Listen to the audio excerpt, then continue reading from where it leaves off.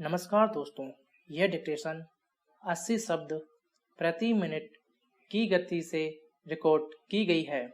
Dictation शुरू होने में शेष हैं 5 सेकंड। स्टार्ट।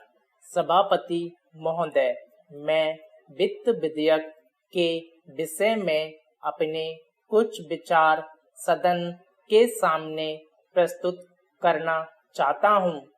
जब वित्त विधेयक तैयार किया जाता है तो उससे पहले एक रूपरेखा बनाई जाती है, जिसे देखने से सारे वित्त विधेयक के विषय में पूरी जानकारी मिल जाती है। सर्वप्रथम तो मैं यह निवेदन करना चाहता हूं कि वित्त मंत्री महोदय ने अपने विधेयक में यह कहा है कि हमारा यह विधेयक देश को विकास के रास्ते पर ले जाने वाला बजट है। ठीक नहीं है। हम कई वर्षों से इस सदन में यही सुनते आ रहे हैं कि हम देश को आगे ले जाने के लिए योजनाएं बना रहे हैं। देश के विकास के लिए अनेकों कदम उठाए जा रहे हैं, लेकिन अभी तक देश के विकास के लिए कुछ भी नहीं हो पाया है। आज से कई वर्ष पहले भी यही बातें इस सदन में कही जाती थी और आज भी वही बातें कही जा रही हैं, लेकिन देश की हालत में कोई परिवर्तन देखने में नहीं आ रहा है। पैरा महोदय, मैं समझता हूँ कि यदि पंचवर्षीय योजना के स्थान पर एक वर्ष की योजना बनाई जाए तो उससे कुछ लाभ हो सकता है।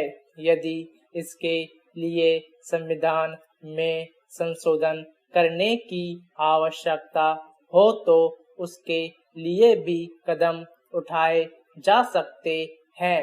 प्रतिवर्ष हमारा जो घाटे का बजट बनता है, उसका यही एक कारण है कि हमारी योजनाओं की अवधि आवश्यकता से अधिक लंबी होती है।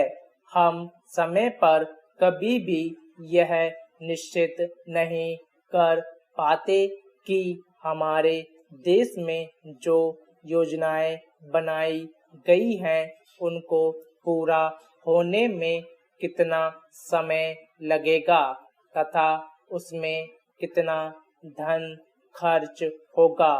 कर प्राप्त करने की दिशा में भी सरकार को उतनी सफलता नहीं मिल पाई है जितनी की आशा की जा रही थी।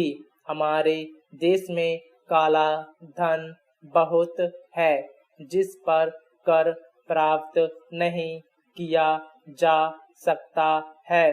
साधारण जनता पर कर लगाकर सरकार सोच लेती है कि उसने अपना काम पूरा कर लिया है।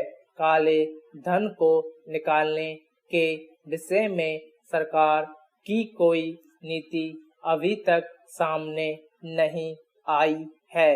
अंत में मैं सदन से यह निवेदन करना चाहता हूँ कि इस वित्त विधेयक पर विस्तार से चर्चा की जाए।